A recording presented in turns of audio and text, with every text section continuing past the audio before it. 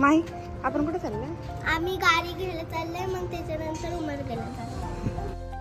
तर इथं आम्ही नाश्त्यासाठी थांबलो आणि नेहमीप्रमाणे यशने इथे पोहे घेतले. तर बघा कसा माझ्याकडे रागाने बघत आहोत.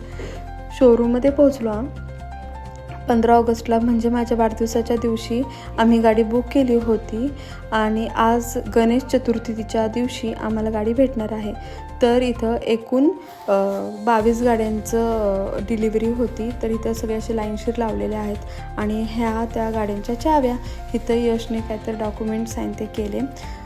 1 ते 1.5 तासानंतर वाघमारे परिवार आणि सुतकर परिवार इथं आलेला आहे. आणि हे बघा कबीर इथं किती खुश आहे, नवीन गाडीसाठी खूप उत्सुक आहे हा. इथं दीदी पण आल्यात आणि काजलनी राष्ट्रीय साडी घातलेली आहे. तर खूप छान वाटते ती. इकडे आईवडील आहेत आणि लेक आणि जावयाच्या हस्ते गाडीचं लोकार्पण केलेलं आहे. आणि फायनली आम्हाला गाडीची चावी भेटली आणि इथं आम्ही सगळेजण छान फोटो काढलेला आणि त्यानंतर सगळ्यांनी मिळून गाडीची आरती केली. सगळे कसे आनंदाचं वातावरण आहे. नेहमी लेकरांना काहीतरी असं करावं असं वाटत असतं. किती खुश वाटतात तिथं यांनी. आणि नंतर केक कट करून आम्ही सेलिब्रेशन केलेलं आहे.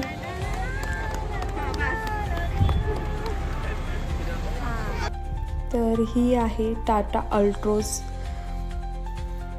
तर खूप सेफ्टीसाठी खूप चांगली अशी ही गाडी आहे.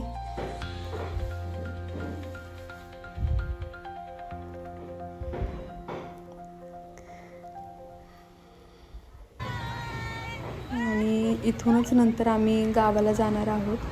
तर त्यामुळे या सगळ्यांना गाडीमध्ये बसून चक्कर मारावे असं वाटलं.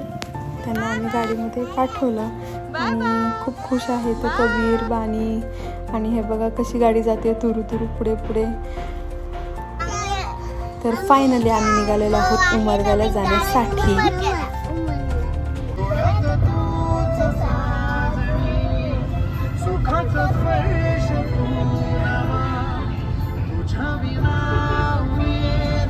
तर एकूण 6 तासाच्या प्रवासानंतर आम्ही उमरग्यात पोचलेलो आहोत. इथंसुद्धा गाडीची पूजेसाठी तयारी सुरू होती.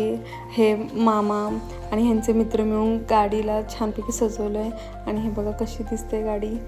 आणि इथे सगळेजण पाहुणे आलेले आहेत आणि शेजारचे पण आलेले आहेत गाडी पूजेसाठी. तर नवीन गाडी भेटण्याचं तर सुख आहे, पण जुनी गाडी आमची त्याबद्दल थोडं वाईट पण वाटत आहे. अल्टो एकूण 10 वर्ष ती आमच्यासोबत होती आणि घरातली पहिली गाडी. तिनं खूप प्रवास केला, खूप म्हणजे शिक्षण, लग्न हे सगळे मोठे काम त्या गाडीच्या मार्फतच झालेले होते. आणि त्यामुळे ती सगळ्यांच्या खूप मनामध्ये आहे.